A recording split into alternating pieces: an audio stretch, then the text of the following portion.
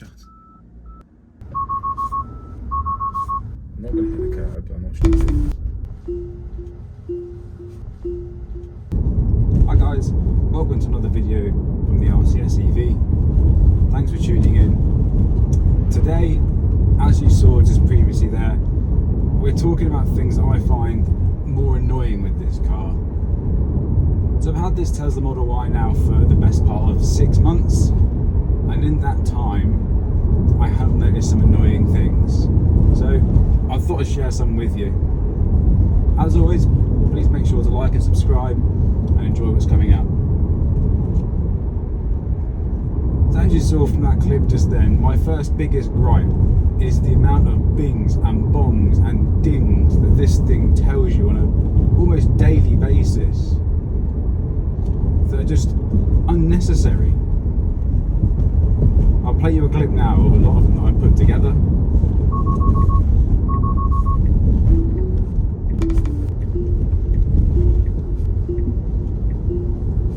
And this does it every single day. It's not like it's every so often, it's just all the time. I mean, it's a great car if you're deaf, because you won't hear them all. But if little dings and dongs and bells and whistles can frustrate you, then you might have to reconsider that. Number 2, rattles. There are some build issues. I mean, a lot of stuff's really nice, like this is really squidgy, all really nice materials. This stuff, it's a bit hard, a bit scratchy. In my older car, that was sort of a softer material, and I think that helped with a bit of the sound absorption. Whereas this being so hard, almost like plastic, it's not very good at absorbing any sound. It's not very nice to the touch. But one, just down here by my right side, if you can hear that, that is what a belt buckle rattles against when you haven't got it plugged in.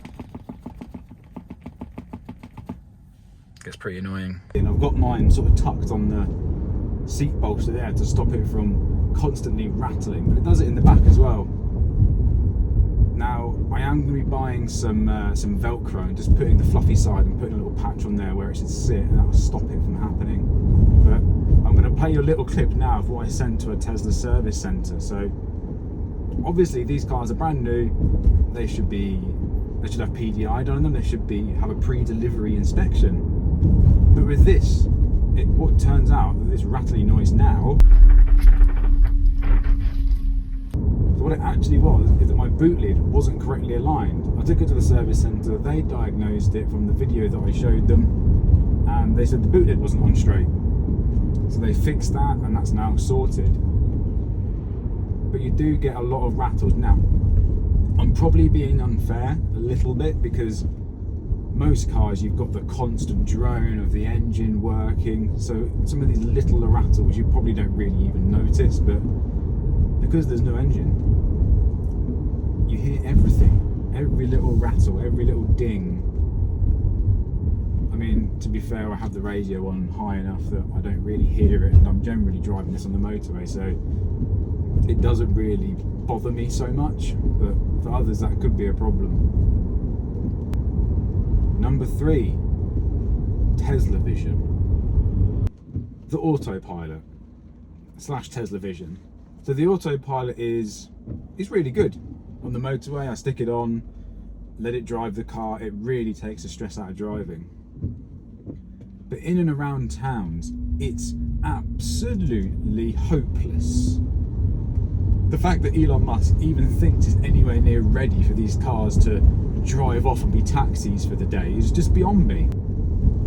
And as you saw from the start of this video, it was binging and bonging at me because I was pulling up near to a curb. Not on a curb, near to one. And bearing in mind this is a dropped curb, which for those who are not in the UK, is a curb that's probably about the height of your finger. The width that is as well. It's about a centimetre. And it was binging and bonging at me because I was getting close to that. It's a bit over the top.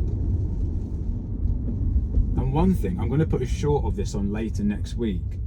I drive down the M1 every day, and if I go past junction 14 in lane 1, without fail, this will slow down to 40. No reason why. So when they say these things can drive themselves, effectively I'm now brake checking lorries behind me. They're nowhere near ready, if I'm honest. Absolutely nowhere near. I think Tesla have got a lot more work to do to actually make them work properly. I mean, yes, on an interstate or on an entire city that's built like a square, probably works really well, but that's just America. The rest of Europe isn't like that. If you drive down a road that hasn't got lane markings down the middle, it will literally position itself square in the middle of the road into the path of oncoming traffic.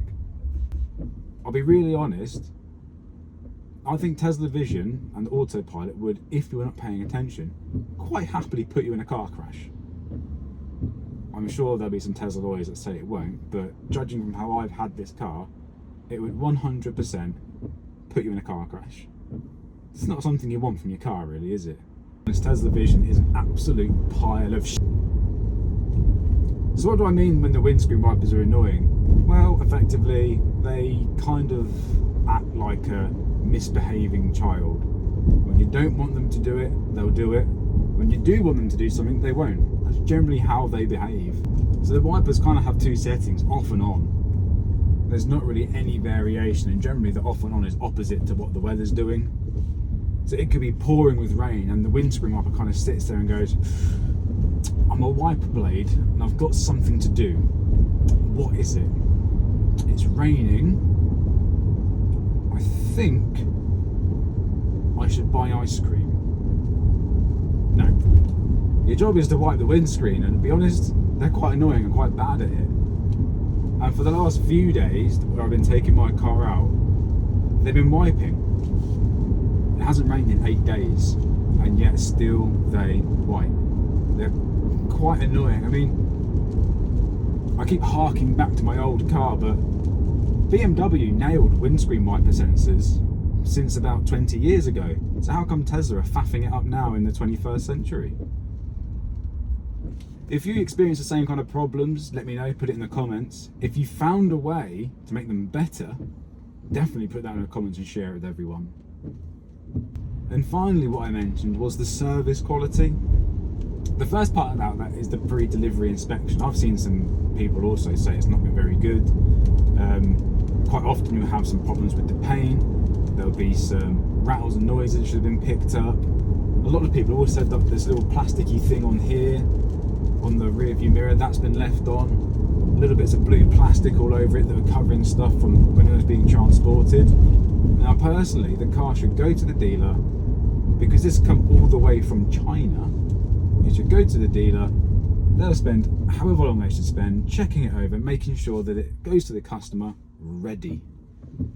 There should be no, oh, we kind of did most of the things for your car, but we forgot a few things, and I guess you guy, you can sort it out once you take delivery of it, and then you can book a service visit to come back, which by the way takes forever. I sent it for a service visit because my rear tail lights were fogging up quite badly. I'll put a picture on of it now. And the service guy actually said to me, if you had bought this car in whilst they were still like that, we would have replaced them. However, because since then it stopped raining and it was warm and they dried out a little bit, they weren't like that. So I said to him, look on your iPad touch thing now and tell me what is the soonest appointment anyone can book for your service centre. Do you know what he told me? 2.5 weeks. So you have an issue, and because it's not there in 2.5 weeks, they don't believe you. And then you go away and it just happens again. He even said to me, it's because they get really hot because Tesla lights on the tail are always on. No, they're not. Well, that's the end of this video. I hope you liked it. As I say, I'm going to launch a short of the motorway junction showing you that this will slow down every time down to 40. I'm also going to put up another one next week of all the things I like about this car, because let's be honest, you buy a car because you like it, and I do. So I can't be unfair and just say it's rubbish, because actually there's a lot of things about it that are very good. So stay tuned, subscribe to make sure you know when that one comes out, and hit that bell notification. I'll see you in the next one.